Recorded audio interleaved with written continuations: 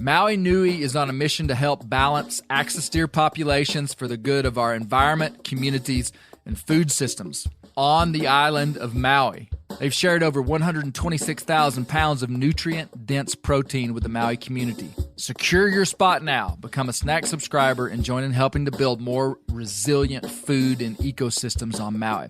Visit MauiNuiVenison.com. That's MAUI venison.com and use promo code BEAR for 20% off your first order. You know what my favorite text is? A waypoint in the onX Hunt app to a goblin turkey.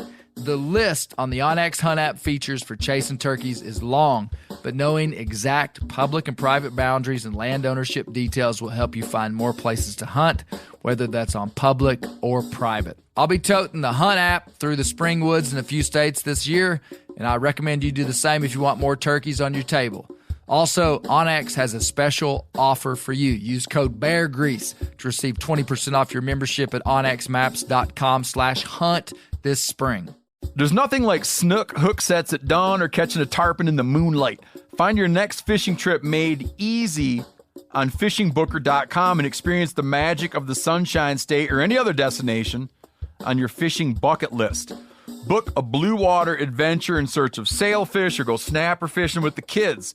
With over 6,000 captains and trips to choose from, planning your next one just got a whole lot easier. Download the Fishing Booker app on the Google Play or App Store or visit them online at fishingbooker.com to book your trip today.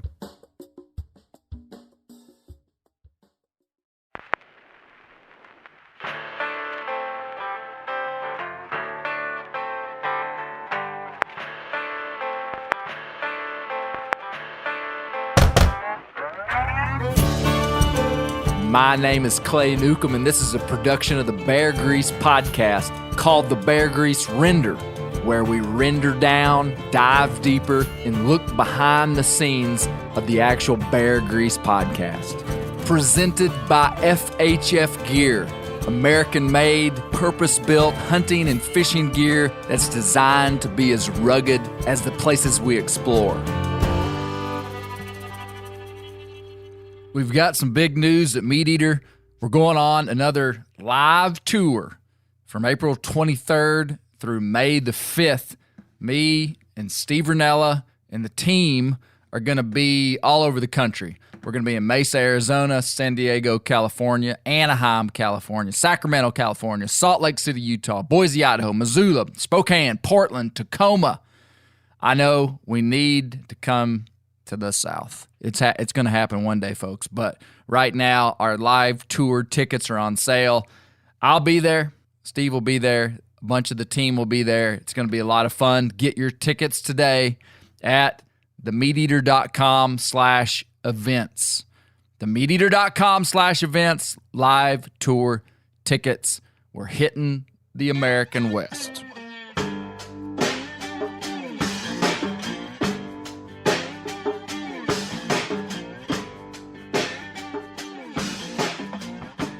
How's everybody doing? It's great to see everybody.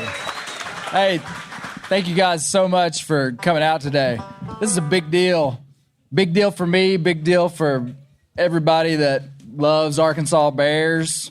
And it just means a lot to me that y'all came out today. These guys at BHA do a ton of work. They really do. I don't do anything. I just show up. So you don't have to thank me for anything. But these BHA guys that you've seen, James Brandenburg being the head of them here in Arkansas, doing a great job. Myron Means is going to open us up with a banjo tune. Hey, you guys may have been out here just a minute ago. This is the world's greatest bear biologist right here. He plays a banjo. So Myron, open us up with a banjo tune, and then we'll get started. All right, we'll do. And I'm going to dance. No, I'm not.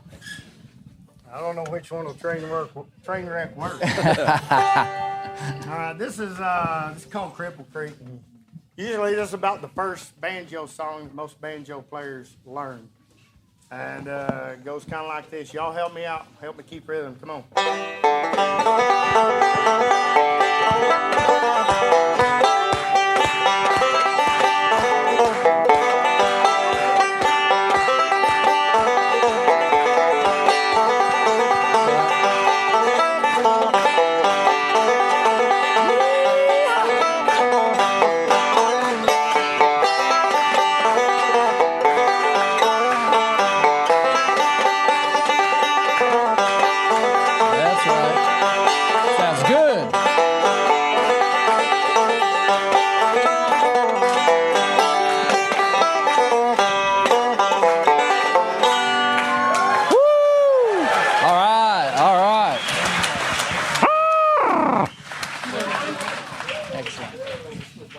recognize Taylor Swift anywhere.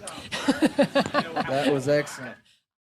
Well, welcome to the Bear Grease Render podcast. This is our live podcast. So this will go out to the world here in a couple weeks. So this podcast is we have the Bear Grease podcast, which is our documentary style podcast, and then this one is where we gather up a group of folks, and we typically would talk about the last documentary style Bear Grease podcast. Y'all familiar with the Bear Grease podcast? Y'all know what I'm talking about? Okay, just checking. I wasn't sure. So this is a little bit different because we got all you guys here. We got a group of people I can't wait to introduce you to. But usually we would spend a little more time talking about the Wilderness podcast. Say hi to Brent's Instagram following there. Both of them. First of all, I got to get things started off right. If you listen to the Bear Grease Render, you know that a couple of months ago, I was petitioning the world for a banjo player to come to the Render podcast and just stand there and wait for like fun one-liners, kind of like a side man. You want me to go get it? Well, I want you to come to. I want the Arkansas Game and Fish Commission to finance you to come to every Render and play your banjo. That's what I want. I'm going to work with your boss on that. I think Director Booth is here. Maybe You can Director talk to him Booth is about here. that. I'm not sure. It's possible that he's here. No. I want to introduce to a few people that are in the audience. First of all, my wife Misty, who's on the stage here. But my son Bear Newcomb is in the back. Bear, wave your hand. That's Bear. My daughter River is here. Where's River at? There's River Newcomb. My mom and dad, Gary the Believer Newcomb and Juju are here. Where are they at? There they are. There's mom and dad back there. Let's see. Who else was I going to introduce? Where's Director Booth at? Austin Booth and his wife. Are they here? Oh, if they're gone, he gone. Never mind. They were wrangling their entire family, which a lot of people here are doing as well. Yes. So I was glad he came for the time that he did. Now I'm gonna really embarrass somebody. If you've been listening to Bear, I hope he's here. I think he's here. If you listened to the Bear Grease podcast in the last couple episodes, you heard our Donnie Baker episode. Did you guys listen to the Donnie Baker story? Yeah. Incredible. Really was an incredible story. Donnie's here. Donnie, where are you? Where's Donnie Baker at? There's Donnie Baker. Donnie, I'm sorry, man.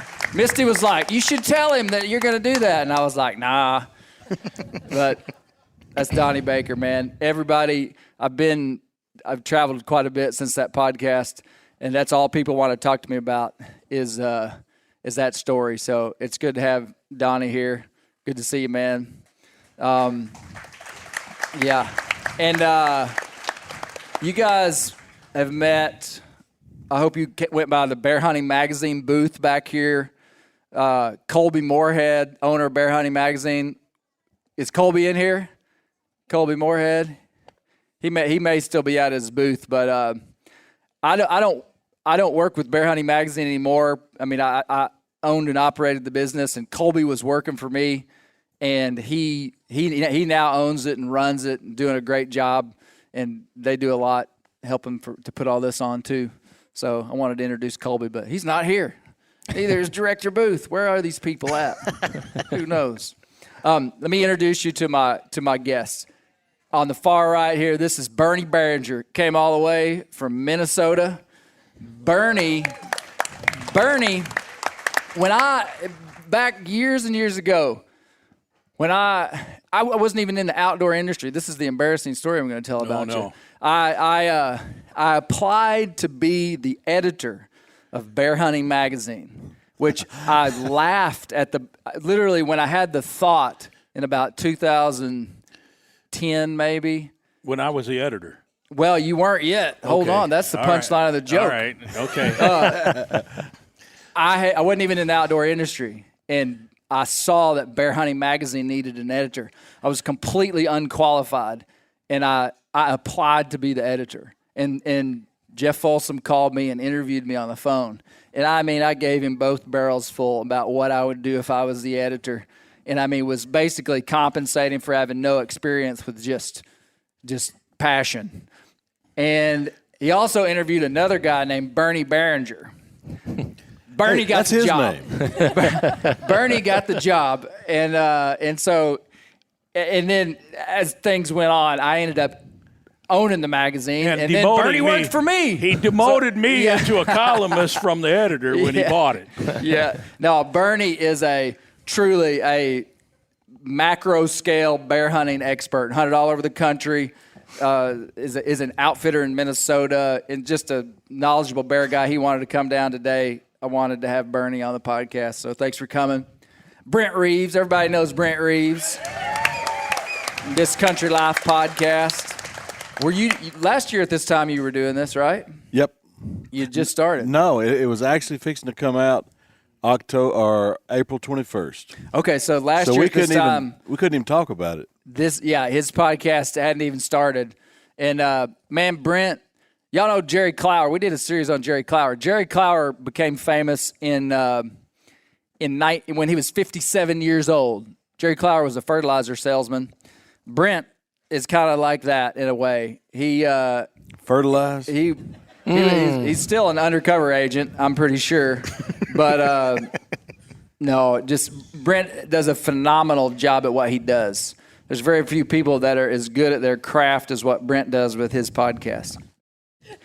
This is my wife, Misty Newcomb, who Needs no introduction. Needs no introduction. No, man, so much of the any amount of, I want to say intellectual power, but that word sounds pretty big and fancy. But if there is any of that in Bear Grease, a lot of it comes from Dr. Newcomb here, who I constantly talk with about everything that's going on. So thank you for being here. Happy to be here. To my left, Myron Means. Known Myron for a long time, and Myron's the large carnivore. That's right. How long Coordinator? have we known each other? Well, We've known each other long enough that when you called me up at the office one day and you said, "Hey, Myron, I want to do a podcast," and I said, "A what?" That's how long we've known each other. before people do what podcasts were. Yeah, that's right. That's right. Well, Myron's been working for the Game and Fish for a long, long time and been working specifically with bears for 15 years. 17 years. 17 years. Yep. And he does an incredible job. And so it's great to have you here.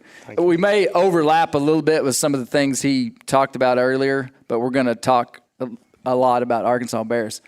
To his left, James Brandenburg, who is the head of the Arkansas Backcountry Hunters and Anglers Association, the chapter. Yep. And James is from Northwest Arkansas. Yep. Killed a bear before. Yep. And Previously was, uninitiated in that stuff. yeah. Yeah, kind of went from zero to competent in the bear world on public lands. Semi, yeah. Yeah. Yeah. Well, it's good to have you, man. Thank you. And to your left is Patrick Berry, who's the new president and CEO of Backcountry Hunters and Anglers. Yeah. Thanks for having me on. Where do you live, Patrick? I live in the middle of nowhere in rural Vermont. In Vermont. Yes, sir. I'll be darned. Well, so Backcountry Hunters and Anglers is a national organization. And so how long have you been president and CEO? I just finally learned how to use my computer, so I'm making progress. I've only been on for a little over 2 months. Okay, you're right at the beginning. Well, great. Well, great to have you. We're going to do two things today. We're going to talk about Arkansas Bears, but we're also going to talk about wilderness. We've been the last 3 episodes, which Brent thinks were extremely boring, of Bear Grease, were about American wilderness. And Brent is dead wrong, man. This is the best stuff we've ever done in our lives. We're going to talk about wilderness at the last part of this, but I want to talk about bears at first. Myron, give me what kind of research is going on right now in the state for bears? Well, we have a lot of it is like spatial habitat use research that we're doing. We have the GPS project going on down in south central Arkansas. And if you're familiar with the bear zones, it's Bear Zone 3 and 4. And summer of 2021, we started putting GPS collars on those females down there to try and get an idea of home range size, habitat use, seasonal habitat use, and everything like that. And that was really kind of coming on the heels of finishing a population study that we were doing with U of A Monticello down there. And it's basically trying to gather all the information that we could about the Gulf Coastal Plain population because we knew relatively nothing about it. And it is a young population. It's a small population. It's a young population, probably no more than 500 bears across all of it. But it's a growing population. We also have, we've had the mange research kind of ongoing now for 5 years, looking at collecting samples, working with SCWIDA, Southern Cooperative Wildlife Disease Study Group in Georgia. And, us and a lot of eastern states are trying to find out what the cause of mange is. So is mange a pretty big deal here? It's not a big deal here, but in certain states like Pennsylvania and some of the northeast states, it's a very big deal. Well, I mean, Wisconsin. Wisconsin too. Yeah. Pennsylvania has some areas of the state that have as high as a 30% prevalence rate. Does that mean 30% of them are showing the signs of like heavy mange, and it's sarcoptic mange? Yes, it is sarcoptic mange. And so we're looking at that. We just started this year on a denning chronology study of our what I call our mountain bears, the Ozarks and the Ouachita bears. And we're replacing the old VHF collars with bright, shiny GPS collars, which come with a bright, shiny price tag. But we're looking to try and determine, the denning timing or the denning chronology of those mountain populations to get a better understanding of, what's going on in the fall, especially with our females. I mean, it doesn't make a whole lot of sense to have a bear season when a lot of the bears are in the den, right? Right. So it is relative to the hunting and our harvest strategies and everything, the seasons that we set and the frameworks. And those are really kind of the big ones right now. But, some of the other kind of underlying research that we're doing is the bear hunter survey that our social science division is doing. And all that with successful bear hunters, looking at the social science portion of our customer base. Mm-hmm. And what kind of questions are you asking people? I probably took the survey, but you probably did. A lot of the questions are geared around age dynamics. I think the average age of bear hunters today is 48. 48. Some other questions about how did you learn about bear hunting? Did you learn about it through podcasts or television or newspaper or game and fish employees or whatever? Some of the other questions are, what do you use bear for if you have harvested a bear? And that was one of the things. Why is that information important to y'all? Well, it just kind of falls into the, just getting to know your customer base. Why didn't y'all just better. Ask me? Well, you are the customer base. But, that's just an area a lot of natural resource agencies are kind of using social science to not necessarily drive their harvest strategies or hunting seasons, but certainly maybe amplify how you may adjust something one way or another. And, it's a valuable part of knowing who your customer base is and why they're hunting bears, how long they've been hunting bears. Have you been hunting 2 or 3 years? Have you been hunting 15 years? And all that. So it's just getting to know the customer better. Now, do we know how many bear hunters are in Arkansas now? Is there a way? Every state's different in the way that they assign licenses. A lot of states you would buy a bear tag. In Arkansas, if you're an Arkansas resident, you get an Arkansas Sportsman's combo license. That's right. You get a bear tag. But this year, didn't you have to get a free bear hunter? Right. We changed over our entire license system this past year. And there were some growing pains with it, but we'll eventually get all the kinks worked out. And one of the unique things about this new license system is if you intended to hunt or harvest a bear, you had to obtain a, quote, bear permit. The bear permit was free to residents, which means if you had a hunting license, all you had to do was go on your profile on your page and just click the box that gave you a free bear permit. Non-residents had to purchase. It was $300 for a non-resident bear permit. But for the first time in our management history, Game and Fish, bear program coordinator, is able to determine with a reasonable accuracy how many bear hunters we have in the state. Do you know that number? Don't say it. Do you know that number? Well, I know an approximate. Could you say it if I wanted you to? Mm-hmm. Okay. How many bear hunters do you think are in Arkansas? If you go over, you're out. It's like the Price is Right. Now, is that wait. Okay. There's the caveat. Okay. This included, the number that I got included resident bear permit holders and non-resident bear permit just everybody holders. that's hunting bear in Everybody Arkansas. that's hunting bear in Arkansas. Okay. If you go over, you're out. Closest to the number The Price wins. is Right. 2,800. Okay, good. Brent, whatever. It's like my son. Wait, is he out or in? Well, we don't know. We don't know the number. 2,800. Just remember your number. How many bear hunters in Arkansas plus non-residents? 2801. Ooh. Price is Right. 638. Okay, remember your number. Okay, I'm going last. Oh, that's not fair. It's not. Go ahead. You can, if you're Bob Barker, you get to do what you want, right? If you say $27.99, I'm out. Bear hunters in Arkansas. Now, this is statewide. Direct and indirect. Can I get some bear help from the hunters. crowd? Yeah. Yeah. What? Yell out your number. Is it Oh, she says higher. higher? Higher? More than 5,000? More than 10,000? I think they're really optimistic. I'm going to go for 10,000. 10,000. Oh, he's.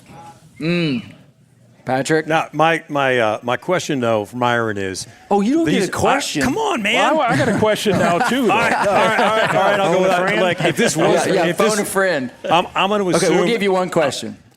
Are these folks that aren't saying that they're taking an opportunity to bear hunt, but like this is their thing, this is what they do? It's just a legal requirement to hunt a bear. You got to have a free permit. If I was going, go ahead, Myron. If you intend to hunt or harvest a bear, either directly bear hunt or incidental harvest of a bear. That was my question. If you're deer hunting and the bear walks by, you can shoot it if the season's So that open. counts. That you bet. All right. So before you said that, if this were the Price is Right, I would have said $1.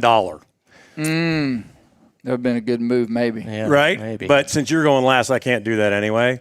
I would say, I'd say 8,500.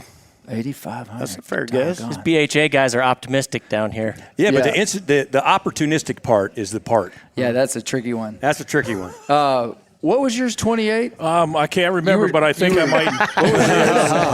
What was that? 2801. 28. No, I actually think I'm going to say 4,000.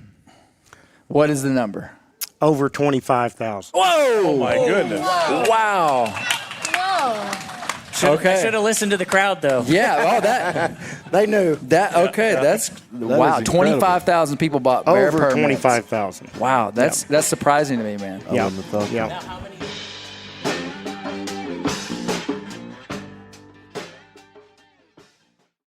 This show is sponsored in part by BetterHelp. What's the first thing you'd do if you had an extra hour in your day? A lot of us spend our lives wishing we had more time. The question is, time for what? If time was unlimited, how would you use it? The best way to squeeze that special thing into your schedule is to know what's important to you and make it a priority. Therapy can help you find what matters to you so you can do more of it. Therapy is important because communication is important, and it's important to talk to people about the things going on in your life.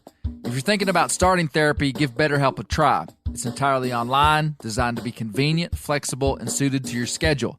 Just fill out a brief questionnaire to get matched with a licensed therapist and switch therapists anytime for no additional charge. Learn to make time for what makes you happy with BetterHelp. Visit BetterHelp.com /Grease today to get 10% off your first month. That's BetterHelp, HELP.com /Grease. Ready to win Mother's Day and cement your reputation as the best gift giver in the family? Give the moms in your life an Aura digital picture frame preloaded with decades of family photos. She'll love looking back on these memories and seeing what you're up to today. Even better, with unlimited storage and an easy-to-use app, you can keep updating mom's frame with new photos, so it's the gift that keeps on giving. And this is not a joke. Juju Newcomb has an Aura frame, and we share photos, and they're incredible. Also, my mother-in-law has one. We have them. They truly are really good, really high quality. The Aura frame is easy to set up. It takes just 2 minutes to set up a frame using the Aura app. It also adjusts the display depending on light levels in the room to maintain the true color of your photos. For real, the digital screen is amazing. Right now, Aura has a great deal for Mother's Day. Listeners can save on the perfect gift by visiting auraframes.com to get $30 off plus free shipping on their best-selling frame when you use code BEAR, B-E-A-R, BEAR. That's auraframes.com. Use code BEAR at checkout to save. Terms and conditions apply. I've had a Helix Sleep mattress for over 2 years, and it is for sure the nicest mattress that I've ever slept on. I've slept much better in the last 2 years, been more comfortable than I have for my whole life, and that's true. The Helix lineup offers 20 unique mattresses, including the award-winning Luxe Collection, the newly released Helix Elite Collection, a mattress designed for big and tall sleepers, and even a mattress made just for kids. Take the Helix Sleep Quiz and find your perfect mattress in under 2 minutes, and your personalized mattress is shipped straight to your door free of charge. Helix has several different mattress models to choose from, each designed for specific sleep positions and feel preferences. Helix is offering 20% off all mattress orders and 2 free pillows for our listeners. Go to helixsleep.com/clay and use the code HelixPartner20. This is their best offer yet and won't last long. With Helix, better sleep starts now. Can we say how many bears we had harvested in Arkansas last year? Yeah. 765. Record harvest year for Arkansas. Record harvest year in 2023. Yep. And is for that the what we 43rd wanted? consecutive bear season. Yeah. I mean, we're actually getting up there and harvesting the number of bears we need to. I mean, that's why we've liberalized the season a little bit more the last couple of years and brought it earlier. And that's about where we need to be. We need to be somewhere between 550 and 800 bears probably. Wow. But, I mean, if we got time to dig into it, there's a couple of other things that I'd really like to mention about it. Yeah.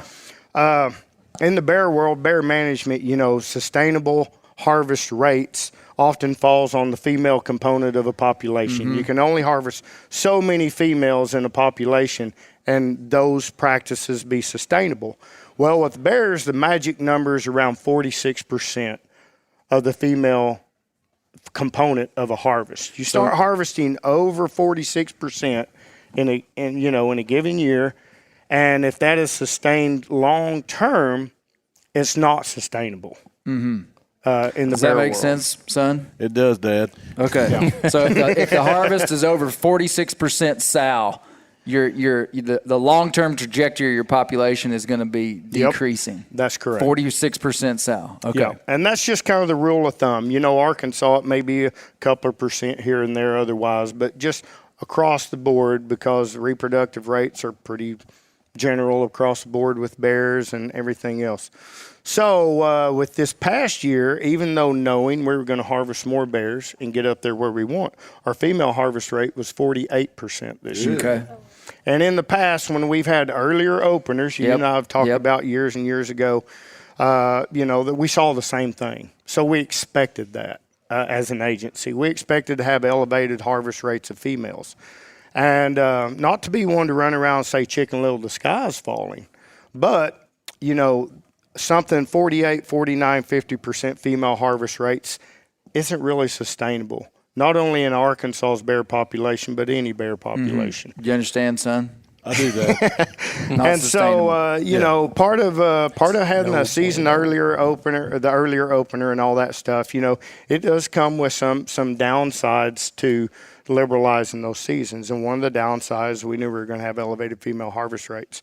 So, we'll kind of see how it ferrets out. I'm sure, through different podcasts and a rigorous education campaign, I'm sure we can kind of convince people that, we need to be off. Let me give a little spiel about the earlier season dates. For those of you who hunt bears, whether you're hunting in national forest or you're hunting over bait on private land, earlier season dates greatly increase your chance, first of all, of killing a bear. But what I always say, number two, is it increases your chance of killing a target bear.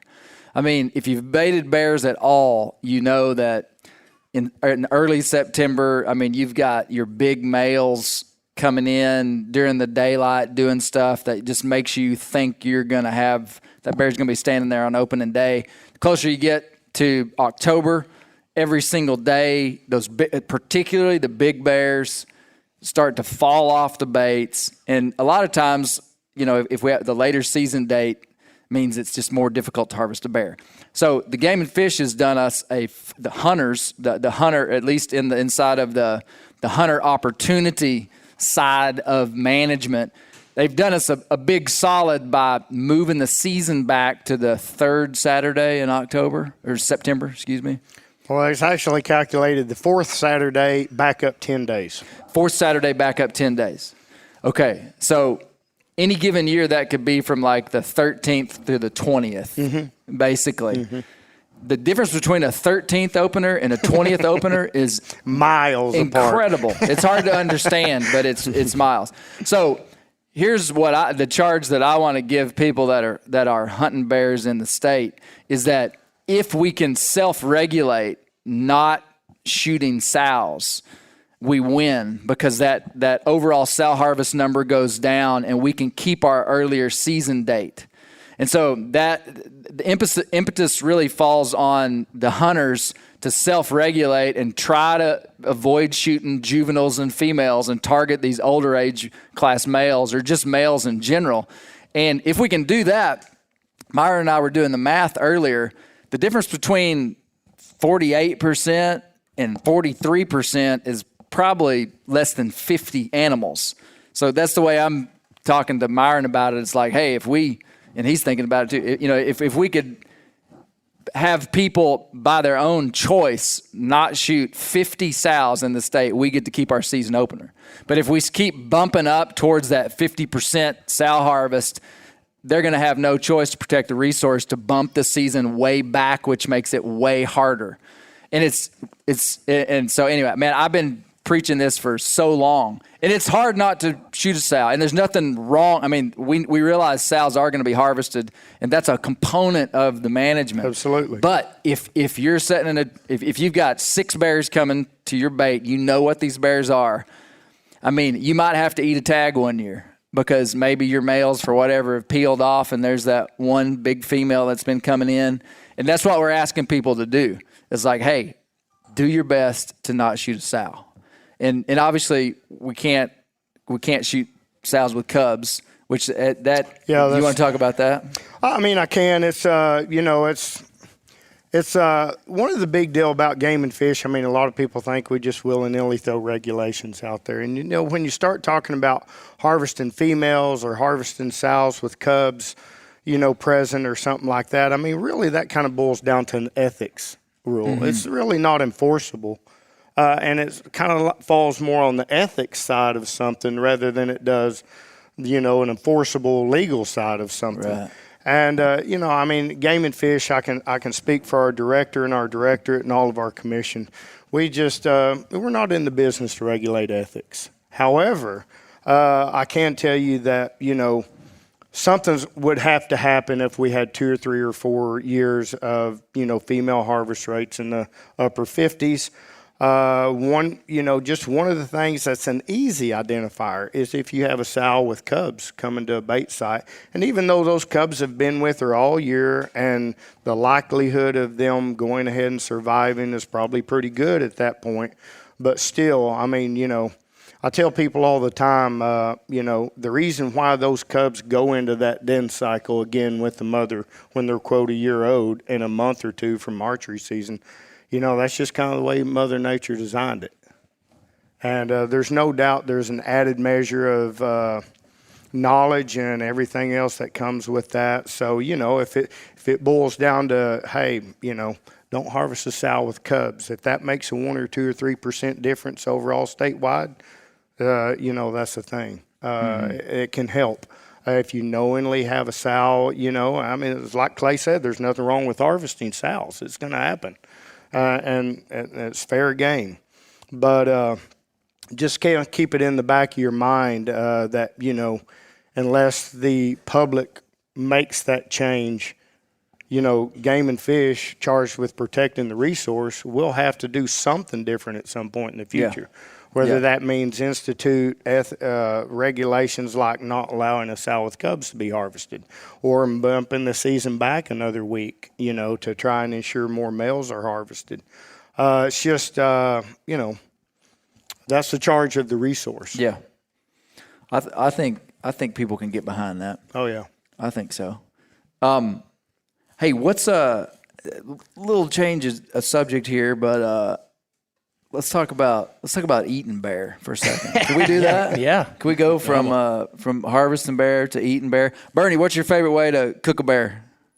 I make a breakfast sausage. It's a killer breakfast sausage. Yeah. And I take the bear meat and grind it with 25% bacon ends and pieces, and then I put a what brand bacon ends?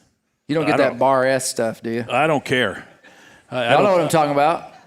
I don't think we have Bar S in Minnesota. We're a little bit higher class than, yeah.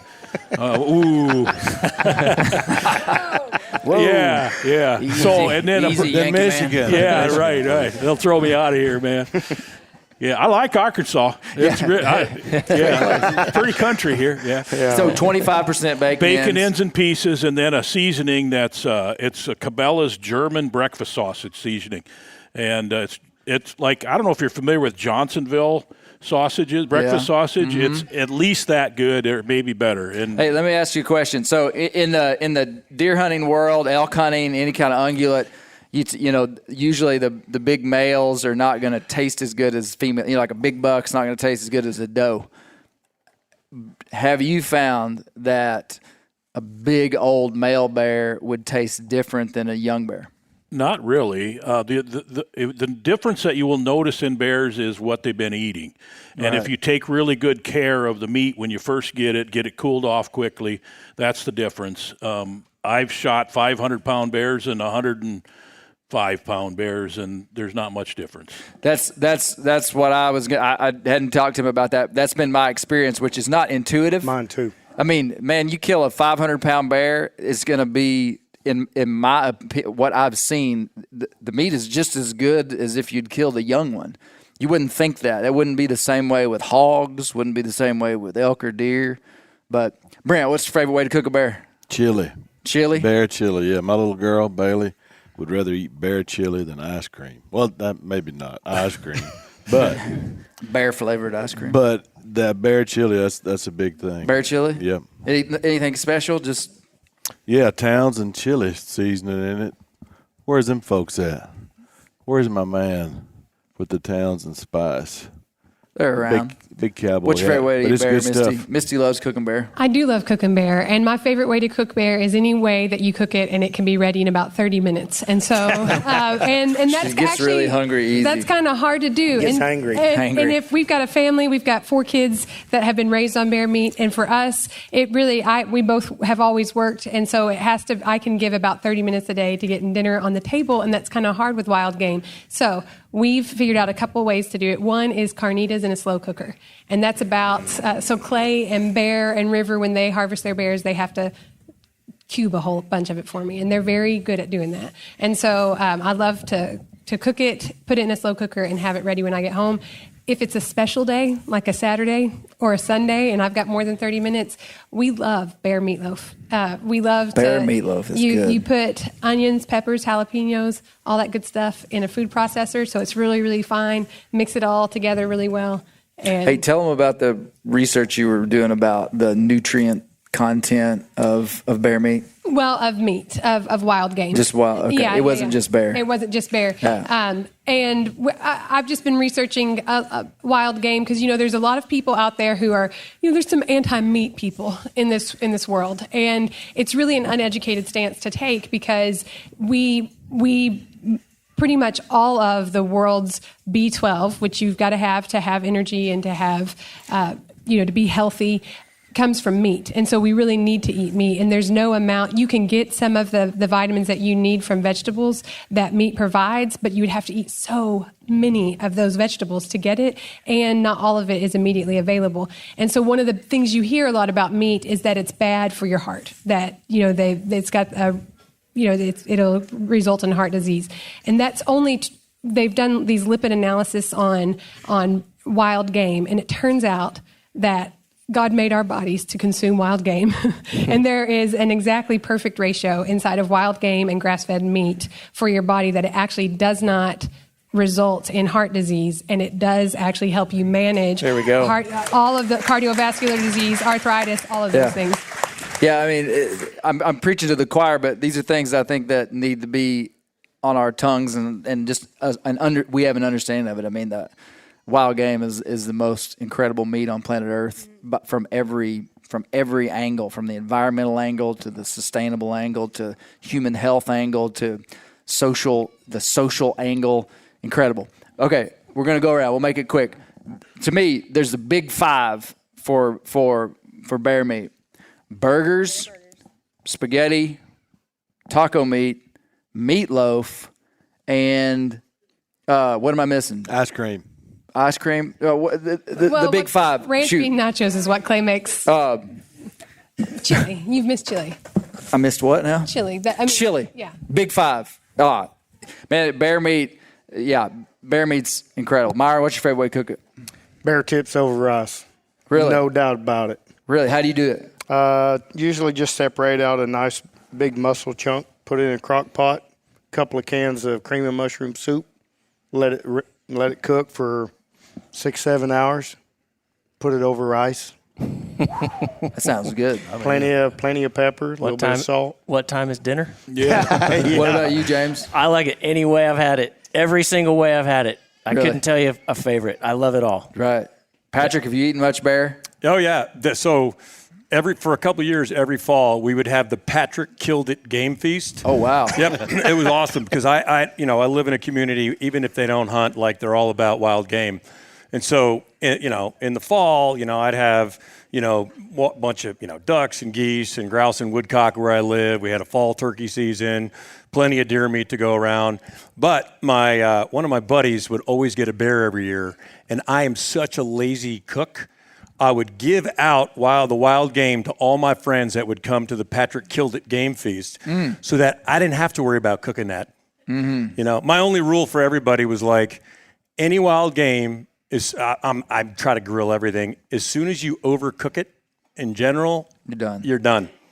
Right? You got to be able to deal with, not overcooking it no matter what you think your preference is. Mm-hmm. I'll invite you to the Patrick Killed It Game Feast next time. I wish I had a Clay Killed It feast, but we don't. I think you need to start that. Yeah.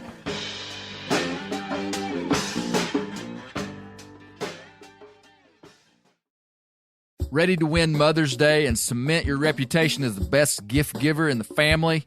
Give the moms in your life an Aura digital picture frame preloaded with decades of family photos. She'll love looking back on these memories and seeing what you're up to today. Even better, with unlimited storage and an easy-to-use app, you can keep updating mom's frame with new photos, so it's the gift that keeps on giving. And this is not a joke. Juju Newcomb has an Aura frame, and we share photos, and they're incredible. Also, my mother-in-law has one. We have them. They truly are really good, really high quality. The Aura frame is easy to set up. It takes just 2 minutes to set up a frame using the Aura app. It also adjusts the display depending on light levels in the room to maintain the true color of your photos. For real, the digital screen is amazing. Right now, Aura has a great deal for Mother's Day. Listeners can save on the perfect gift by visiting auraframes.com to get $30 off plus free shipping on their best-selling frame when you use code BEAR, B-E-A-R, BEAR. That's auraframes.com. Use code BEAR at checkout to save. Terms and conditions apply. The old-timers say that the turkeys start gobbling when the leaves are as big as squirrels' ears and the red buds start popping. And we're about there. And we are there in the South. The onX Hunt app is one of my most valuable tools in the spring woods. With tools like coniferous versus deciduous tree distribution layer, you can save time by locating edges or transition areas of mixing habitats from home. Find an area like this with water in close proximity, and more than likely, there will be a gobbling turkey nearby. Knowing the exact boundaries of private ground ensures I stay on the right side of the fence, but can easily find public ground to go see if I can't strike a gobbler. If you do get one to sound off, using compass mode and waypoints will help you pinpoint his exact location, allowing you to move in and make the perfect setup to bring him right into your lap. Download the onX Hunt app today. You'll be glad you did. onX has a special offer for you. Use code BEARGREASE to receive 20% off your membership at onxmaps.com/hunt this spring. We've all seen plenty of gadgets and fads come and go, but here's one product that stood the test of time: Seafoam motor treatment. Lots of hunters and anglers know that Seafoam helps engines run better and last longer. It's really simple. When you pour it in your gas tank, Seafoam cleans harmful fuel deposits that cause engine problems. I'm talking common stuff like hard starts, rough engine performance, or lost fuel economy. Seafoam is an easy way to prevent or overcome these problems. Just pour a can in your gas tank and let it clean your fuel system. You probably know someone who's used a can of Seafoam to get their truck or boat going again. People everywhere rely on Seafoam to keep their trucks, boats, and small engines running the way they should the entire season. Help your engine run better and last longer. Pick up a can of Seafoam today at your local auto parts store or visit seafoamworks.com to learn more. Bernie. So Bernie's hunted bears all over North America. You've never hunted Arkansas, though. We need to change I was mad that. at you because you got the job over me, so I never invited you down here. Well, are you still mad at me? I want to bring that up now. I definitely want to hunt Arkansas. I got a long list of places I've hunted, and it's is a hole in the map. Pretty bad that this ain't one of them. Well, my question to you, though, is... I hear your son's probably a really good guide, Bear. Will you take me hunting here? What'd he say?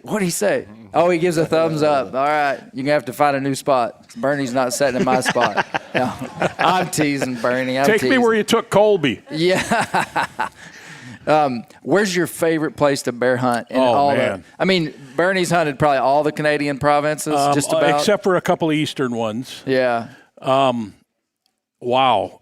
Can I give you like 3? Sure. Okay. So my favorite DIY hunt where I just went and hunted on my own was in Wyoming. Okay. And really, really cool, really fun. Chocolate, all the bears are brown. I got like 9 bears on baits. They're all brown, no black ones. That was pretty cool. So you were baiting bears in Wyoming? Yeah, on public land. Yeah, on a 4-wheeler and public land. I'm in the mountains, a beautiful country. It was really fun. I killed a really nice bear. I did that in Idaho too, which was pretty cool. But man, I love Maine. Maine is a fun place to hunt bears. Boy, I'll tell you what. Where's Todd? Todd Wolgamuth. Todd All right, Wolgamuth. You're going to love what I'm about to say.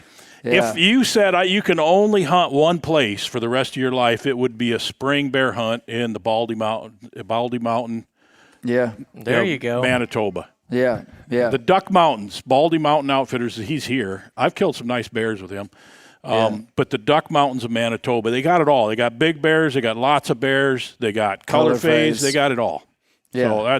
And you're not just saying that because Todd's our friend. I mean, for real. I've hunted there. I mean, that part of Manitoba is special. It is. And there's a lot of other great places in Canada too, but that's a cool place to hunt them. Yeah. Yeah. Cool. Yeah, I'm going there in June. Okay. Todd, I owe you a bow, and I forgot it.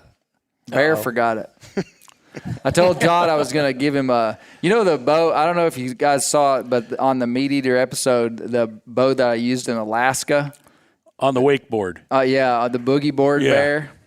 Well, Todd, that's your bow. Todd's my friend. I told him I was going to give him a bow. I forgot to bring it, Todd. I guess we're kind of having a private conversation here. I'll get it to you. Don't worry. He's Just made to it. clear Bear's name, he had nothing to do with that. Bear should have known that I needed that bow here. I blame Bear Newcomb for this. He drove all the way down here just for that, Clay. Just to get scolded. Brent, where's your favorite place to bear hunt? You want me to say it out loud? No. Okay. You want GPS? I want GPS State. coordinates. State. Oh, well, it'd have to be here. I mean, you have such a connection with the land here. Even though I didn't grow up in western Arkansas, where I've killed all three of the bears that I've killed is over there, I have such a connection with this state. Yeah. And what's going on here, and seeing bears now where I grew up. I cannot wait to kill a bear legally in where I grew up. Yeah. And the efforts that Myron and all the folks at Game and Fish are doing down there, and they did those collaring projects last summer, wasn't it, Myron? I guess it was last summer. It's I'm anxious to see where it goes, because the first exposure I ever had with a bear, I was about 10 years old. It was in 1976 in Cleveland County, Arkansas, and I was coyote hunting with my dad, and the dogs had bayed what we thought was a coyote out in the middle of this bean field. And Dad said, we got to go out there and get the dogs off and let this coyote go. And I said, can I go? He said, no, it's real muddy. It's kind of thick right there, so you just stay here at the truck. And he was out there about 5 minutes, and he come running back for another light. And I said, can I go with you this time? He said, no, it's a bear. Stay here. And I'm like, okay, I'll stay here. But that was the first introduction I'd had with a bear in that part of the world. And then now, 40 years later, there are people who see them there in that same place. It's pretty cool. That's cool. You know, when you look at years ago, 15 going on 20 years ago, that I turned my focus to bears in Arkansas and really started learning about bears. I remember the first time I saw a map of North America that showed where we had bears. Okay. So imagine a map of North America and Canada that had colored sections that showed where bears were. Well, from the Appalachian Mountains to the east, from Florida to Maine, there's this big swath on the East Coast that had bears. In the west, from the Rocky Mountains west into California, Nevada, Utah, Arizona, all the way up into Canada, Washington, all this western U.S., and then the swath covers all of Canada and all of Alaska. Okay, so if you're following me, there's a giant hole with no bears, hold with me, between the Appalachians and the Rocky Mountains, except for this one little spot about that big on a map about that big that was Arkansas. Yep. And I remember 15 years ago in the literature, 20, whenever it was, when I was at the University of Arkansas between 2001 and 2005 when I was seeing these maps. There was this little population of bears that was right here where we lived. And at the time I was like, that is incredibly cool that of all this landscape that's absent of bears, we have this population. And today, that population of bears that was, and we could talk this whole time about the reintroduction of bears into Arkansas, between 1954 and 1964, 254 bears were brought in from different places, released in 3 locations in Arkansas, and became the most successful reintroduction of large carnivores in the world, has spread out and now covers southern Missouri. Missouri now has a bear season. Eastern Oklahoma now has a bear season. North Louisiana, they're going to have their first official bear hunt this year, which is major. Brent and I, 2 days ago, were in Mississippi on a bear den study in southwest Mississippi. And basically that little spot that 15 years ago basically covered the Ouachitas and Ozarks is now spreading out. And I'm telling you, in today's world where all we hear about is ecological crisis on every front, it's a major deal that black bears are expanding like they are. And it all started right here in Arkansas. Let's hear it for us. Yeah. No, it's incredible. It's incredible. And one day I'm going to go into more, we'll have a whole render up here about this, but I mean, the incredible cultural history that Arkansas has with bears is unreal. I mean, we were once known as the Bear State. That's right. And when you really dig down into that, you see all the wild stuff that happened here. But it's and that's what this event is about, is really a celebration of a wild beast. And that wild beast, though, is only here because of wild habitat, wild lands. And the reason that little population of bears was here is because this is the wildest country in any direction for a long ways. By wildest country, I mean just most amount of public land, most amount of unfragmented sections of timber, and I'm going to use the quotes wilderness, not federal wilderness. But, what we have here is cool. Don't tell anybody. Nobody's listening. Cut that out. Yeah, nobody's listening to this. Cut that out. But James, this would be a great moment for you to tell me what you were going to tell me. So, does everybody here loves bears, right? That's what I hear. We want to have some more bears, and we want to help the Game and Fish Commission do what they're doing. Yep. With the bears. Yeah. Yes. Okay. All right. So, as a thank you to you all for being here today, the Arkansas chapter of Backcountry Hunters and Anglers is going to donate $5,000 to the Game and Fish Commission today. All right. And Myron, Not just the Game and Fish. right, the bear program. The bear program. The bear Yes, program. specifically. I was getting there. And so Myron is going to put that to work on some of the things that they were talking about and he's been talking about with his research studies. So, in order to put a collar on a bear, what do you got to do first? Got to catch it. Got to catch that bear. So That's right. Myron and I were talking, and he needs some equipment to help with that. And because of the generosity of the people here, they have bought their tickets to be here. They're participating in our raffles. They're just here supporting conservation. And what we do as an organization, Patrick, is we turn around and do good work with the resources that people trust to us, their time and their treasure. And so we're gonna trust some of that to Myron. You don't have a big Appreciate check. it. You don't have a big check with a bear on it. You know how much a big check costs? We're giving that to the Bears, Clay. That's right. Yeah. That's right. What, yeah. what do you know what you're going to do with that money? Oh, yeah. What are you Yeah. going to do with it? Well, lately, the last couple of years, what we've been doing is we've been taking. Of course, we've got a new mouse trap, that we've kind of developed over the years, and it's a pipe snare that we're using. But we also use live catch traps, and I'm sure most of you are probably familiar with the big culvert style culvert traps, live that are catch like a trailer. traps, right? That's on a trailer. Well, we also have basically it looks like a great big giant have-a-heart trap. It's like a 4x4 by 7.5 or so live catch traps. Well, the last couple of years we have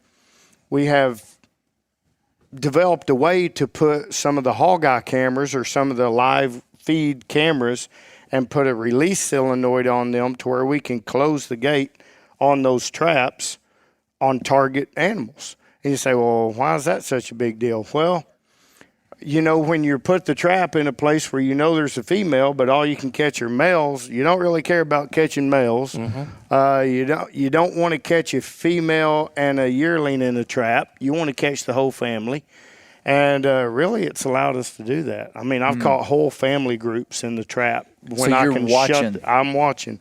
And when a female goes in there, a target female, or the target female and one or two or three of her cubs or yearlings that are with her, I know exactly when I can drop that door, and it's not a miss. And it has revolutionized how we trap bears. And I'm telling you, it truly has revolutionized. So you have an app on your phone that has it gives you a notification. Yep, it's a motion activated camera system, and we have a solenoid that can release the gate. Are you the one that has it on your app, or don't you have people that do that for you? We have a network of biologists that will help us. I thought you had people. Peeps. Do you we need have people. Do you need more people? In the middle of the night, is it like beep, beep, beep, beep, and your wife's like, Well, "Oh, Byron, wake up! Your bear trap's working." Well, I mean, we have a network of people, and usually it involves, a text from this person and that person, bear, bear, bear, bear. And so you're trying to get on there and you're trying to watch it, and everything else. Bears only come in the traps between 9 and 5, right? Yeah. Working hours on weekdays. That's when they never come into the trap.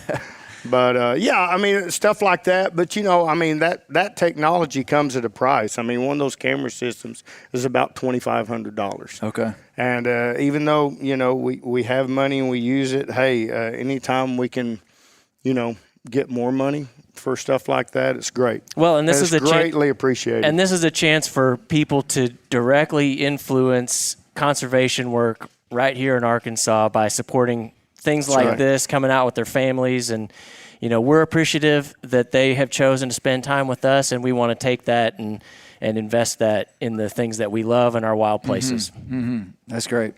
Another thing that the Arkansas Bear Program is pioneering is this new drug. You want to talk about that for a second? I can't talk about it for a second. We started a couple of years ago. The one drug combination that we have been using for the last couple of years is called BAM. That's the acronym. And this is when they do their den studies. So how many females do you have collared right now? About 60. So there's 60 females that are collared right now that have a circuit of going in every year and checking for cubs, and they're able to analyze, what's going on with reproduction. Right. So every one of those bears they've got to tranquilize to be able to work the cubs. That's right. They don't just give up their cubs willy-nilly. Just like, hey, check these guys out. So, we've moved to a new drug that basically had a reversal a couple of years ago, and it is a great drug for bears, and it's scheduled to use for bears. But it has a drawback. During the winter time, when females are in a den cycle, they lower their respiratory rates, metabolic rates, and all those physiological processes to the point that an average female in a den cycle may have 4 breaths a minute. Well, if you give them a drug that suppresses that even further to have 2 breaths a minute, they're not going to be able to maintain blood oxygen levels and everything else like that while they're under anesthesia. So we kind of started a little pilot project a couple of years ago with some beta testers for the pharmacy, and they developed a new drug. Instead of BAM, butorphanol, azaprone, and medetomidine, it's NAM, or Nalmed-A, nalbuphine, azaprone, and medetomidine. It's basically the same drugs, but remember that. Yeah, spelling it in my head. BAM, NAM. Before it was BAM, now it's NAM. So, bear jokes. But I mean, bear jokes. But the great thing about this new drug is that it does not suppress respiration rates as much during a den cycle, which is a key feature of why this drug is so good, especially in the denning scenario. And if we get it approved, we're kind of the tip of the spear. If we get it approved for only bears, organization using it for bears right now in the country. Well, there's other organizations using it for bears, but I mean they're kind of doing it under the cloak of darkness, so to speak. I'm not going to throw any of them under the bus. But if we do get it approved for bears for on-label use, then all the bear researchers in the country will be able to use this drug, which is a much better drug, in a den cycle. That's good. So I like it. Bear stuff. Tip of the spear. Tip of the spear. I was going to mention something also. You mentioned 20 years ago when you were looking at maps, and I'm going to make this real quick. Looking back at bear conservation history in Arkansas, you talked about the reintroduction effort. Let's say 1960. Fast forward 20 years from that, 1980. What was the significance of that? It's first bear season. It's first modern-day bear season in Arkansas. 1980. Fast forward 20 years from that, what do you have? First legalized bear baiting on private land. That's right. Fast forward 20 years from that, what do you have? We moved the season back so we can kill big boars. I think statewide. Gulf Coastal Plain. Sorry, guys. I was thinking big bears. So, my bad. basically we reopened the bear season in basically 4/5 of the bear state. Wow. That's nice. So if you look at the conservation, it's kind of 20-year milestones in the conservation story. Yeah, that's really interesting. And you've been here since the beginning. 1960, you were working, right? What's going to happen? Byron's 87. 20 years from now, what's the next step? Yeah, good question, Bernie. That is a good question. Hopefully, robust, healthy bear populations. Yeah. Do you think the bear population is going to expand into? I mean, so the bears are in the Gulf Coastal Plain right now, 500. We know the Ozarks and Ouachitas are maybe not saturated, but close to the carrying capacity of the land. Yeah. Are there going to be as many bears down the Gulf Coastal Plain as there are in the Ouachitas, or what's going to happen? I don't know if those densities will ever mirror the mountain densities, but I certainly think there is a lot of room for bears for that population to grow. Now, whether or not they're going to, disperse from the Ouachitas into the Gulf Coastal Plain, from Felsenthal area up into the northwest portion of the Gulf Coastal Plain, where they're going to come from, I mean, it's probably a mixed bag of everything. But I have no doubt that population will continue to grow with good conservation strategies. I think you hit it right. I think our mountain populations are probably at our peak densities. Certainly what we can carry statewide sociological carrying capacity, which is a lot different than ecological carrying capacity. Y'all know what that means? Is everybody, son? Yeah. No, explain it. Okay. Well, social carrying capacity is what the people of a certain region are willing to tolerate. How many times a year are they willing to have a bear come up and eat out of their bird feeders and mess with their That's exactly trash right. cans versus what the land could hold. And almost always the social carrying capacity is less than the land's carrying capacity. And that's where management organizations come in and they manage bears typically for social carrying capacity. That's right. Because they've got to manage this resource based upon the best good of the land, the animals, but also people. That's right, and it's up to Game and Fish and DNRs to really find that balance in between. I mean, certainly Arkansas could sustain a whole lot more bears than we have now.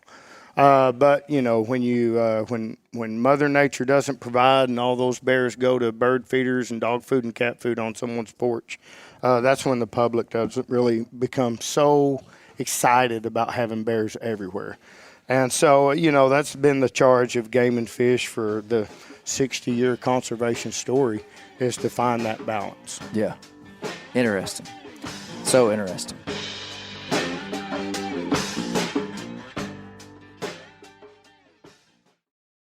Ready to win Mother's Day and cement your reputation as the best gift giver in the family?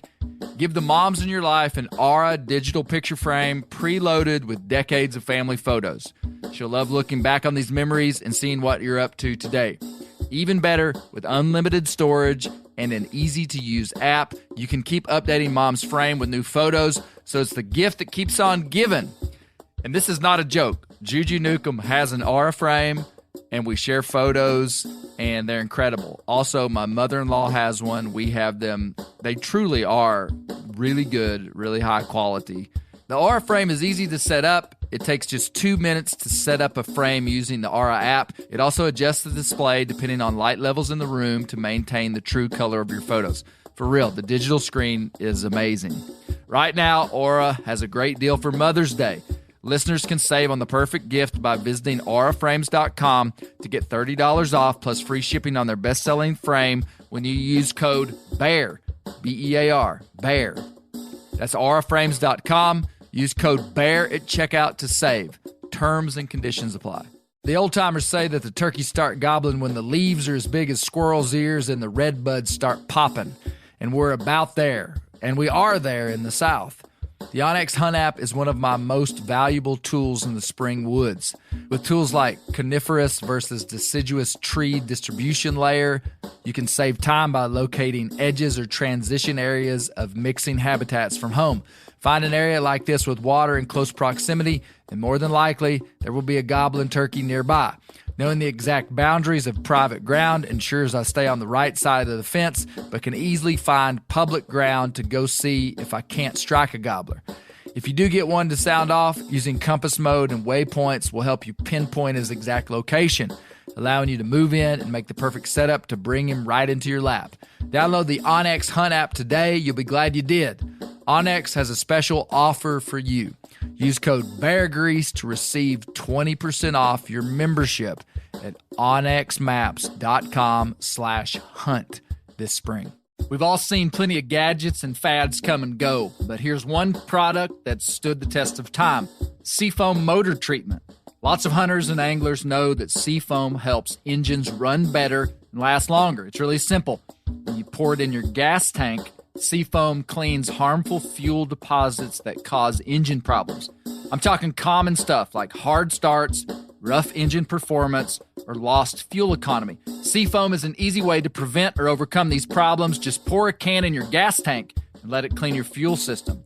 You probably know someone who's used a can of Seafoam to get their truck or boat going again. People everywhere rely on Seafoam to keep their trucks, boats, and small engines running the way they should the entire season. Help your engine run better and last longer. Pick up a can of Seafoam today at your local auto parts store or visit seafoamworks.com to learn more. We've been going an hour.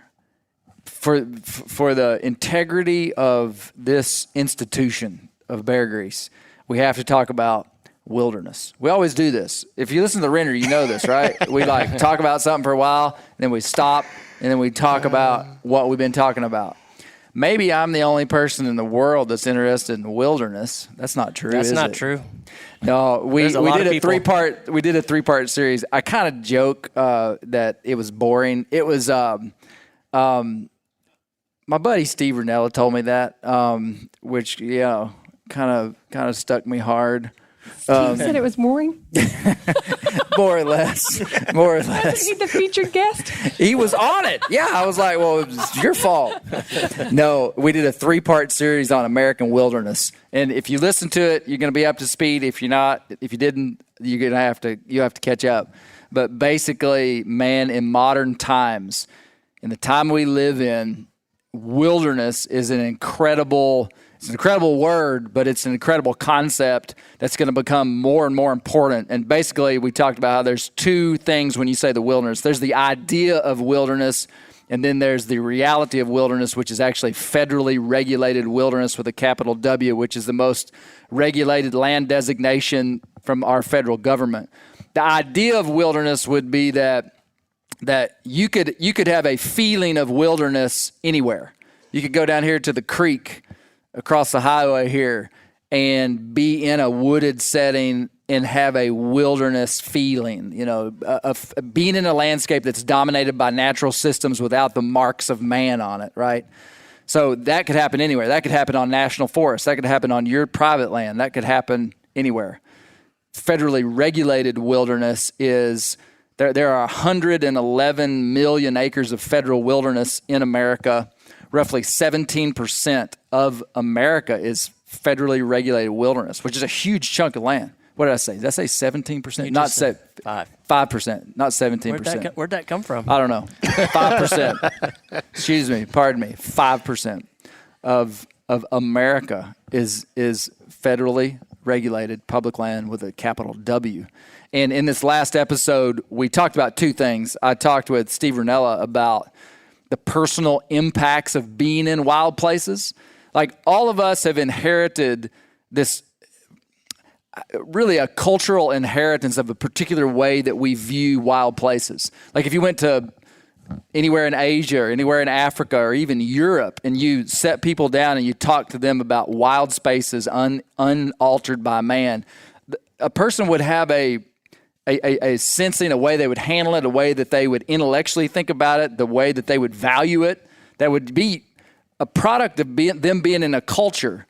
Here in America, and the whole series talked about this, but so much of our national heritage came from this idea of this place being forged out of a wilderness. And we talked about all the pitfalls of that. Oh, it's an incredible series.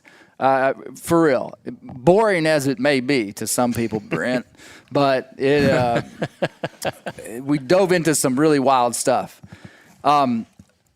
So the great. I'm giving like a summary. Is this okay? I thought summary. it was kind of inspiration. Okay, inspiration. Oh, I thought it was inspirational too. Where's that banjo? We need. Play the banjo. All right. Now this. Okay, yeah. If you get hired on to come play, this is when you start playing. When I start playing. When you hear me kind of get going.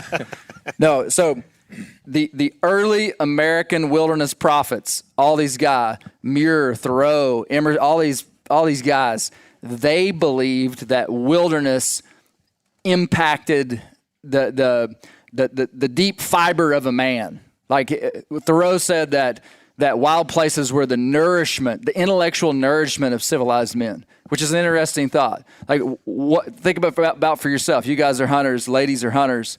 Like, what happens to you when you're in a wild place? Like, why do you go there? Why do you sacrifice to be there? When you could be in the comfort of your own home, you could be having all this, the things we live in most of the time. What really happens when you're in a wild place? That's something to think about.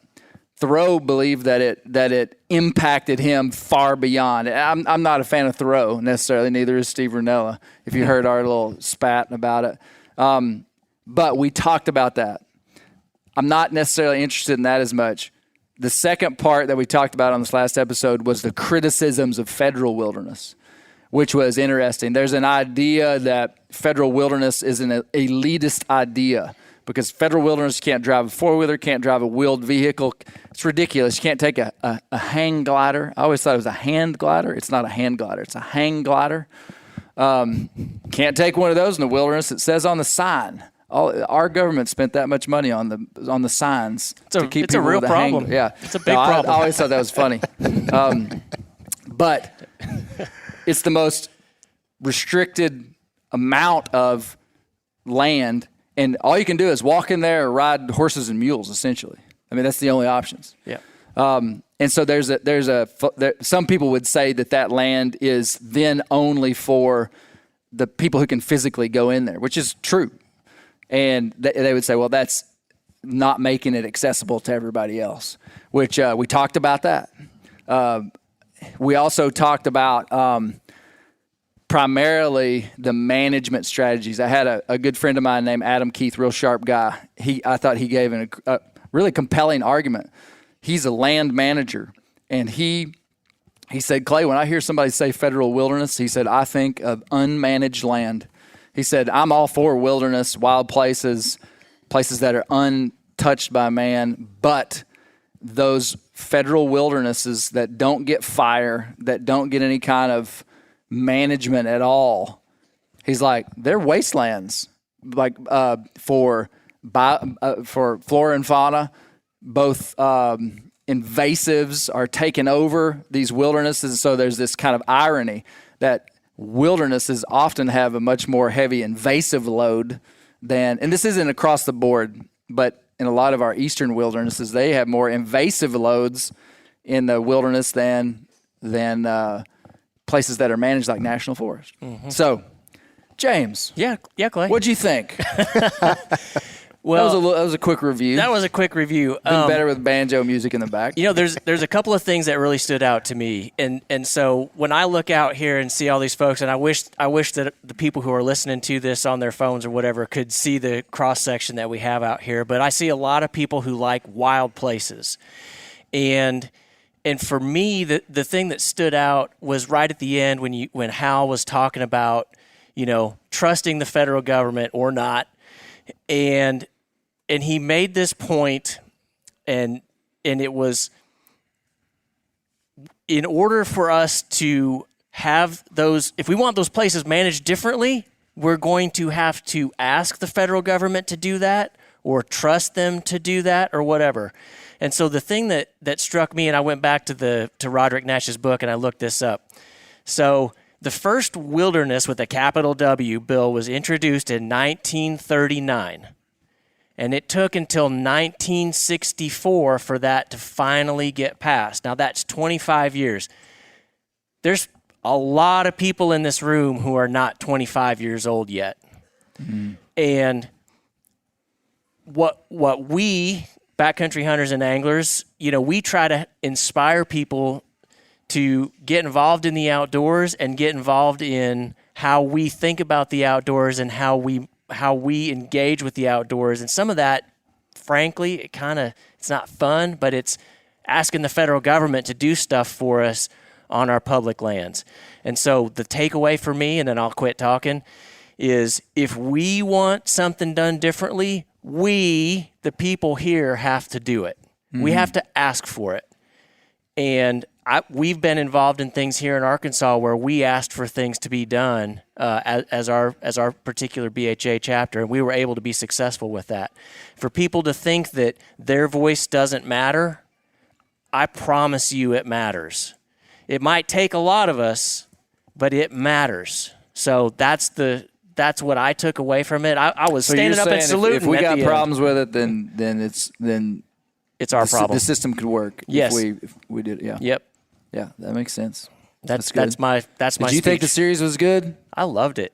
I just telling me that because we're here in front of 1,000 people. I love wild places, and I fell in love with Arkansas when I started going to the wild places. Mm-hmm. So, and I bet you, for any people in here who are from Arkansas, would probably say the same thing. Like, our wild places are unique, and we need to keep those wild places wild. Yeah. Patrick, what stood out to you? Well, I do want to underscore what you're saying about the series, because if you thought you had an idea of what wilderness is or isn't, it will be very clear after they listen to it, and it'll just enlighten all of us, I think, in a lot of ways about what it is, what it isn't. I mean, I know on a personal level, like, for example, I have a rule that I don't know if anybody else has it, but like, if I can see turkeys anywhere from a road, I am not hunting there, because that means everybody else can see them. And I want to get as far away as possible and have my own experience. And by extension, that's kind of everything that I love to do would sort of be in those wild places, just as James said, is a magical thing, right? I think what's important with the discussion is the distinction between that feeling of being in a wild place in wilderness.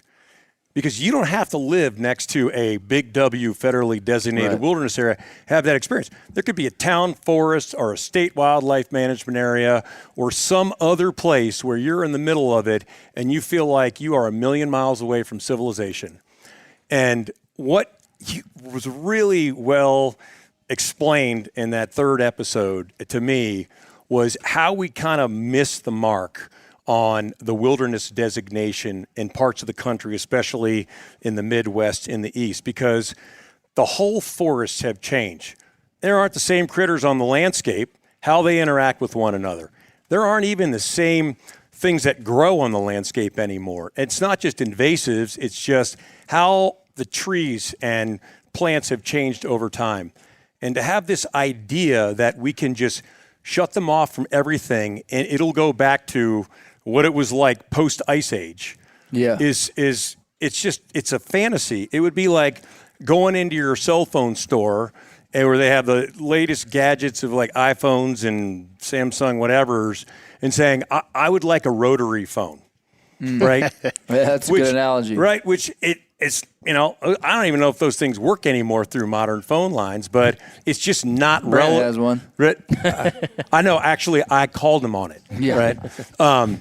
It's just some of our ideas are coming from a good, well-meaning place, but they've just missed the mark on how practical they are for certain places in the country that we will never be able to go back to what it was before. And that's one of the arguments of designating an area in wilderness. And I can tell you quickly from personal experience that one of my favorite places to go grouse and woodcock hunting up in the mountains was an area that had been managed over time. I mean, it was up in the mountains. And what I loved about it is that I got away from everybody and everything.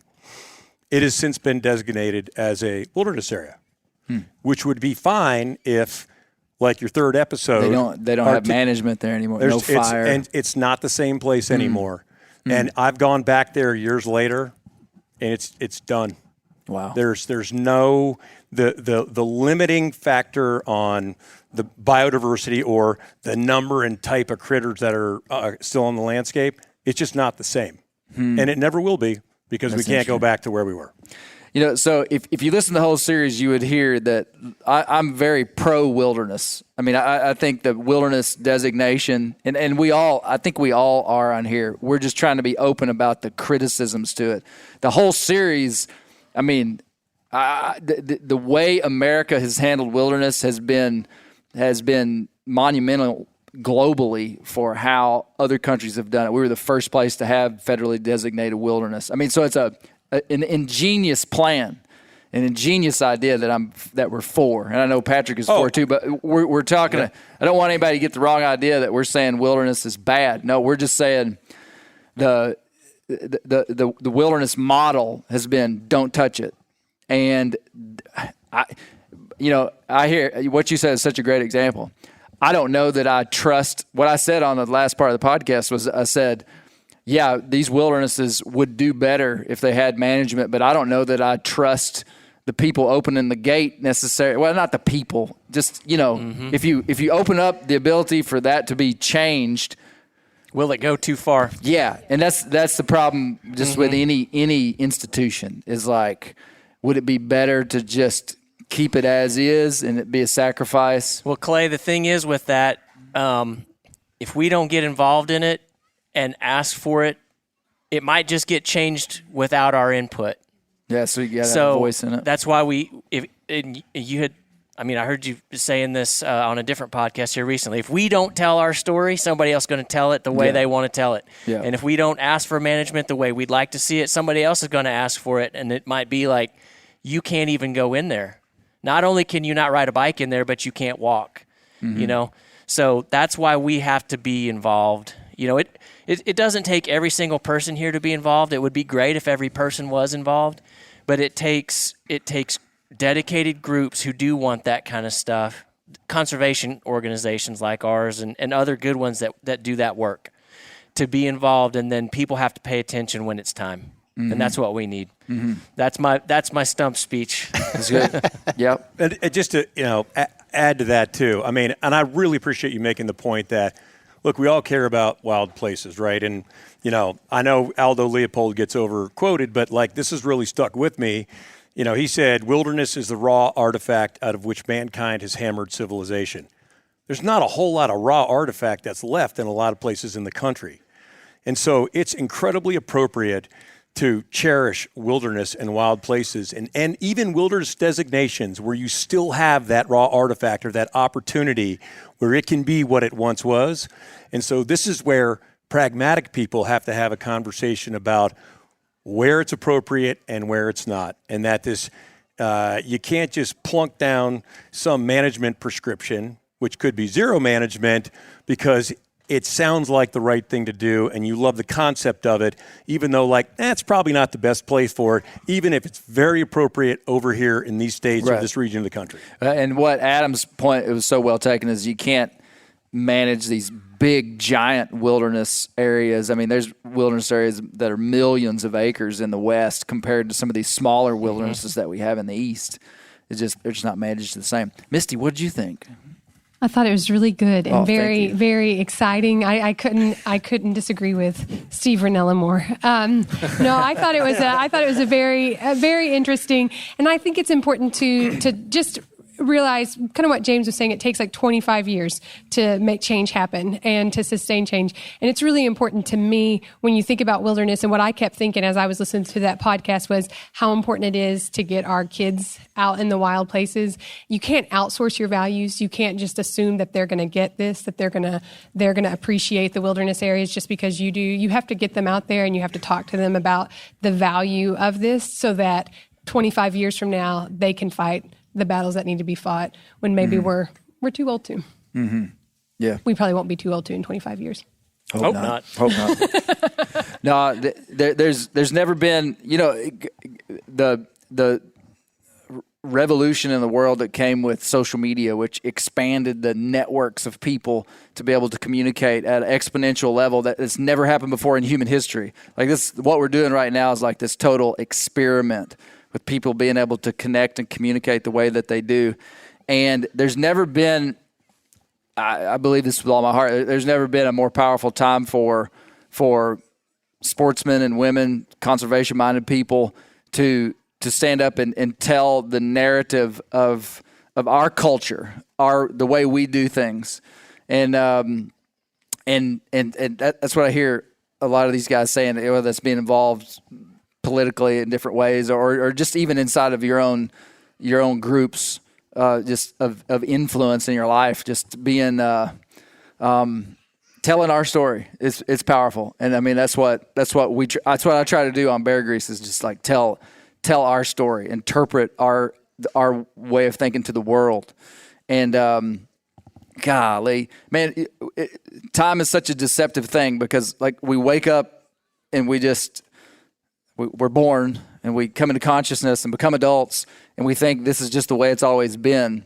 But we live in unprecedented times when it comes to so many things. I mean, expansion of human population in the earth, the urban sprawl, like if we're talking about landscape level stuff.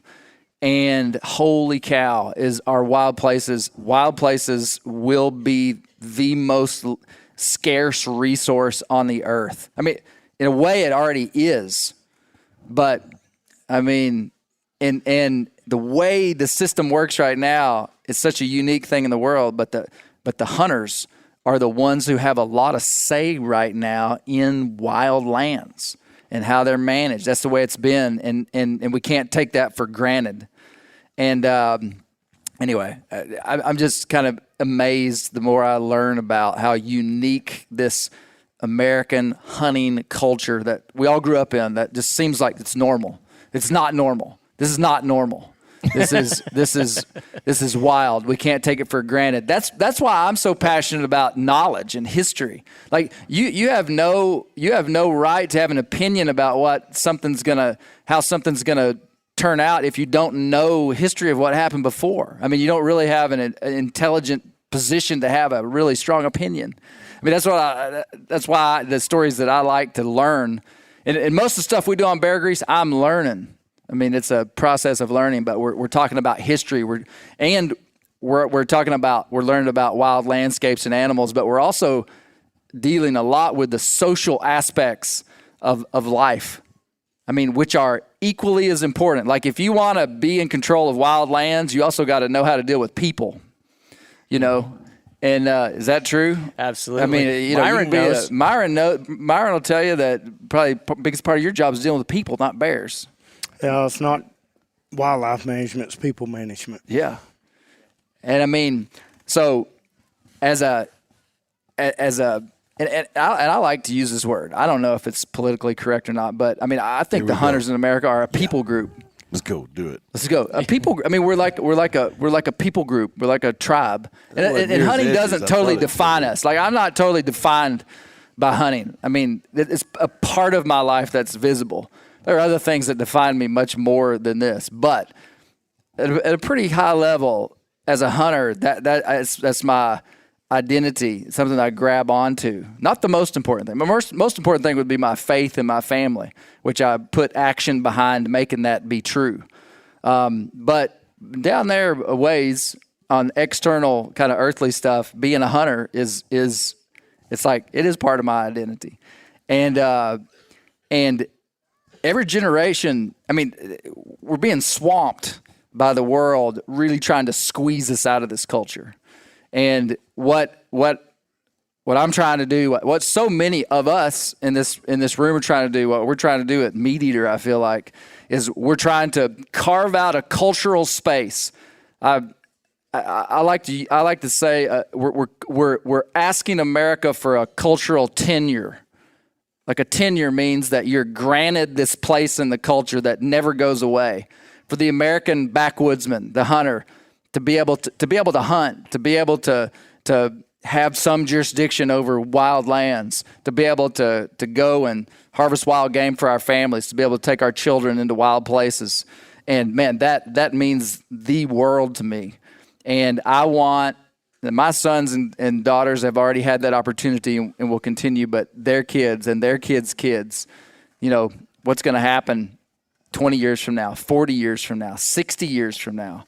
And we just can't take it for granted. Do you guys agree with that? 100%. So we got to be educated, and that's part of what education of even just learning about bears, learning the cultural significance. If you got bears in your yard, if you ever killed a bear in Arkansas, man, that's a pretty major thing, and to not take that for granted, I think that's the thing I'm most passionate about.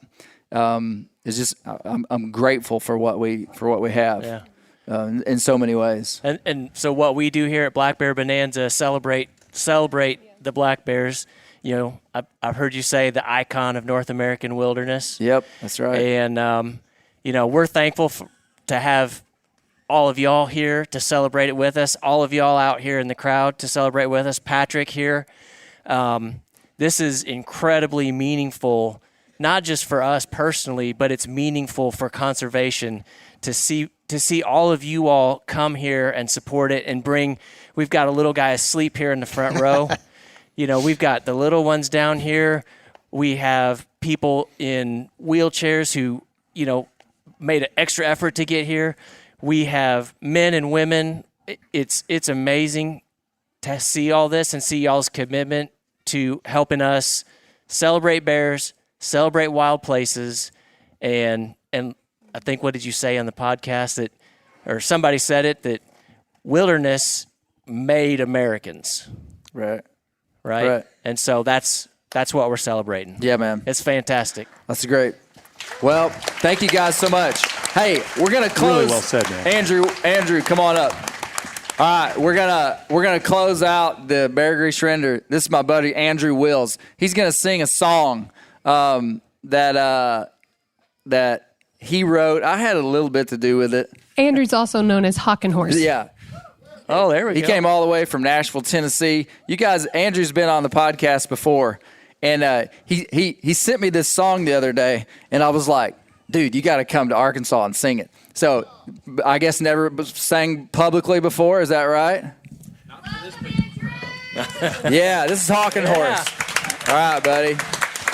Well, you need me to dance up here, probably. No, that'd be good. I think, A little dancing. Don't get too far away from your stuff back here. You'll jerk it right out of there. Clay's going to do an Andrew is a professional songwriter in Nashville, Tennessee, a little town called Nashville, Tennessee, and he's a big Bear Grease man. Literally a big Bear Grease man. Can I say something, Clay? Yeah, go ahead. Just keep talking while Andrew's getting set up. Patrick, them turkeys is next to the road. Can you tell me where that's at? Yeah, Brent likes those close to the road. I'll tell you what, I'll call you up on your rotary phone and we'll talk about it. There you go. drop him a rotary. He'll pin. send you the GPS coordinates. Yeah, I'll send you the GPS coordinates. Just holler at Sarah and say, give me Brent's ass. Andrew, give us a little background on this song. Yeah, so this is a song. Clay texted me one day and he says, I have a song idea. And I was like, what is it? And when he told me idea, my instant thought was, that is the most Clay Newcomb song idea I've ever heard. And he gives me a little too much credit. He had quite a few lines that he forgot he even wrote. So we're pretty 50-50 on this one. But I don't know if there's anything else you want to mention about it. I mean, we just wrote it. It's pretty new. It's a lighthearted. I told Andrew, I said, anytime I hear a song that has Arkansas in it, I'm like, yeah. I mean, like Tennessee Stud. You remember the song Tennessee Stud? When he came through Arkansas, he had to fight this girl's dad from Arkansas. He didn't whoop her nor her paw, I promise you. Yeah. Or her brother, whoever it was. Any song other than Anyway, he wrote a song that has the word Arkansas in it and the word mule in it. Arkansas Mule. So that's the name of the song. I said, that's pretty Clay Newcomb sounding. And it's kind of a cowboy song, right? I mean, sort of. Yeah. I'm not a cowboy, but I like cowboys. Anyway, this is called Arkansas Mule, and I've got the lyrics because we just wrote this. So, and it goes like this.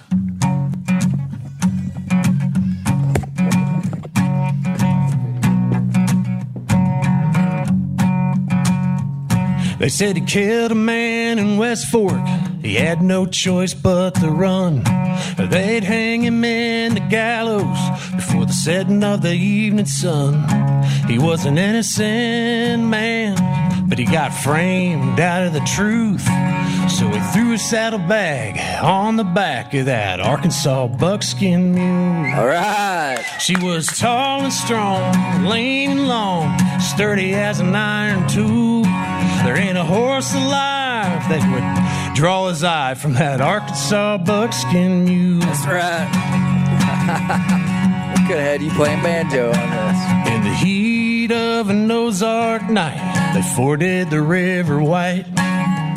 In the flowing stirrup deep, under the glow of the moonlight, headed east into the bluffs where the bears suckle their young. Made her walk backwards on her track and then hooked it south. She was tall and strong, lean and long, flashy as she was cool. There ain't a horse alive that could draw his eye from that Arkansas buckskin mule. That's right.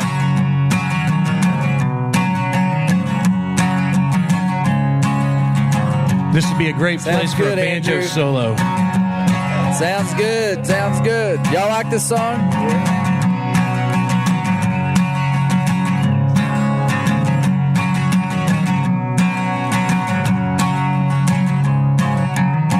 All right. In the month of May, they were cutting hay on the banks of the Fouche Lafay. And they waved him down for a bite of chow and a sit around the flame. And that's when he heard the welcome word that his name had been cleared. So he didn't kill him. And then he turned and grinned at his old friend and gave her a scratch behind the ear. She's tall and strong, lean and long, faithful as a rule. There ain't a horse alive that can draw his eye from that Arkansas buckskin mule. Yeah. Horse alive that he'd trade or buy for that Arkansas buckskin mule. All right. All right. Thank you. Thank you, Andrew. Hawking horse. Thanks, buddy. That was awesome. That was great. Awesome. Awesome. Thank you guys so much.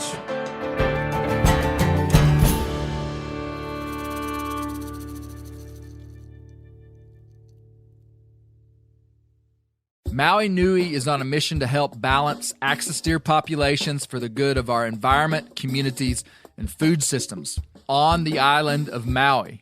They've shared over 126,000 pounds of nutrient-dense protein with the Maui community. Secure your spot now. Become a snack subscriber and join in helping to build more resilient food and ecosystems on Maui. Visit MauiNuiVenison.com. That's MAUINUI venison.com and use promo code BEAR for 20% off your first order. This show is sponsored in part by BetterHelp. Around New Year's, we get obsessed with how to change ourselves instead of just expanding on what we've already done right.